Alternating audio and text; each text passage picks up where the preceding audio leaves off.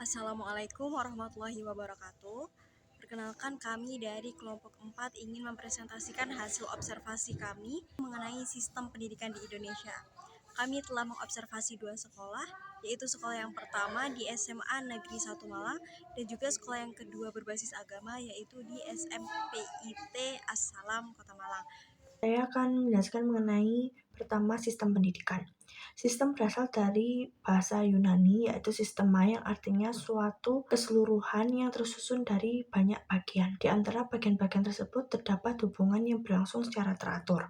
Sedangkan pendidikan adalah usaha sadar dan terencana untuk menciptakan proses pembelajaran dan suasana belajar untuk mengembangkan potensi siswa. Jadi, sistem pendidikan adalah kesatuan komponen-komponen yang terkait dalam penyelenggaraan pendidikan. Semua unsur itu saling terkait dan berlangsung untuk mencapai suatu tujuan pendidikan. Tujuan pendidikan nasional yang diatur dalam Undang-Undang Sisdiknas. Jadi untuk memahami tujuan pendidikan nasional, penting untuk kita menilik Undang-Undang Nomor 20 Tahun 2003 tentang Sistem Pendidikan Nasional atau disebut sebagai UU Sisdiknas. Nah, UU Sisdiknas merupakan landasan hukum yang mengatur berbagai aspek sistem pendidikan di Indonesia, termasuk dalam hal tujuan pendidikan nasional. Hal ini sejalan dengan semangat pembukaan Undang-Undang Dasar 1945 yang menegaskan pentingnya pendidikan sebagai sarana untuk meningkatkan kualitas kehidupan bangsa.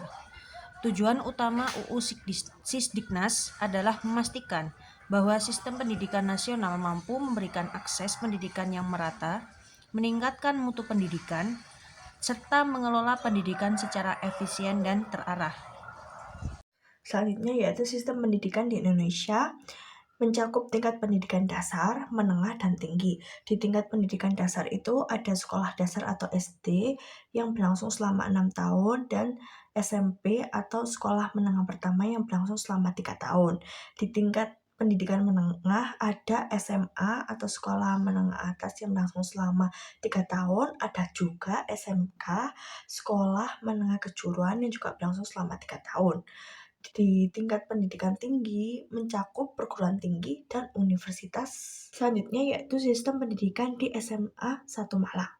Kurikulum yang digunakan adalah kurikulum merdeka. Fokus utama kurikulum ini adalah kegiatan pembelajaran kokurikuler di kegiatan P5 dan ekstrakurikuler.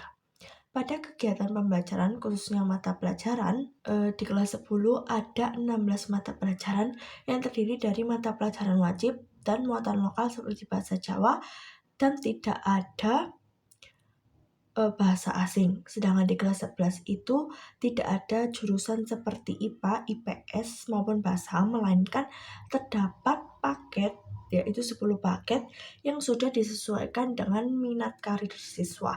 Contohnya seperti paket 1 adalah fisika, IT, dan matematika tingkat lanjut.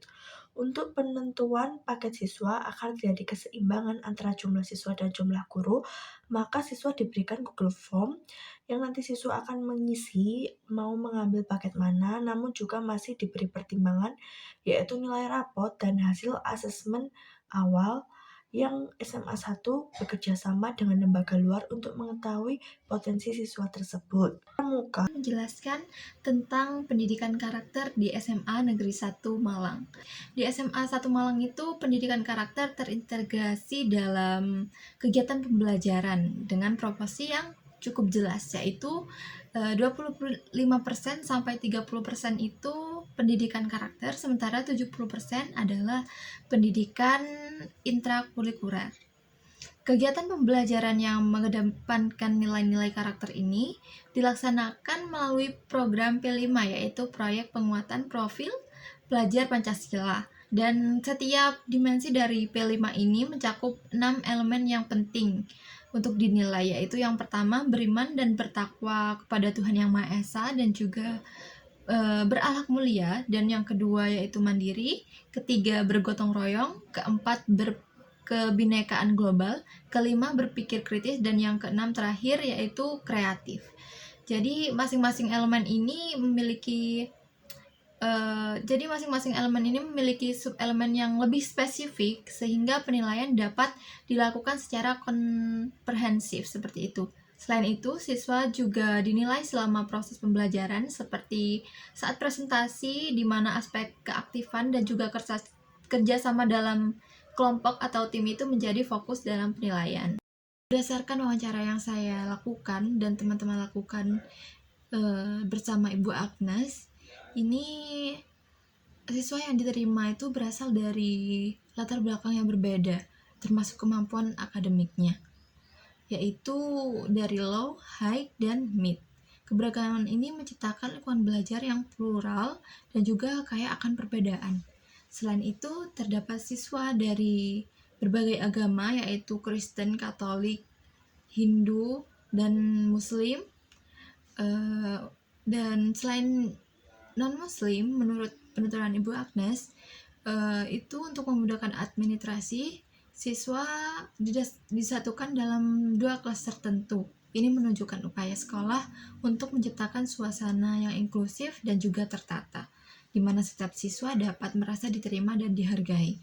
Kemudian keberagaman agama, suku, dan budaya di SMA 1 Malang ini terbaca dalam dokumen pembelajaran yang mencakup pendahuluan, inti, dan penutup. Dalam kegiatan pembelajaran seperti misalnya berdoa, sekolah menerapkan pendekatan multikultural dengan memberikan kesempatan kepada siswa untuk berdoa sesuai dengan kepercayaannya masing-masing. Hal ini tidak hanya menghormati perbedaan agama, tetapi juga memperkuat rasa saling menghargai antar siswa. Dengan cara ini, siswa diajarkan untuk menghargai perbedaan dan juga membangun toleransi sejak dini.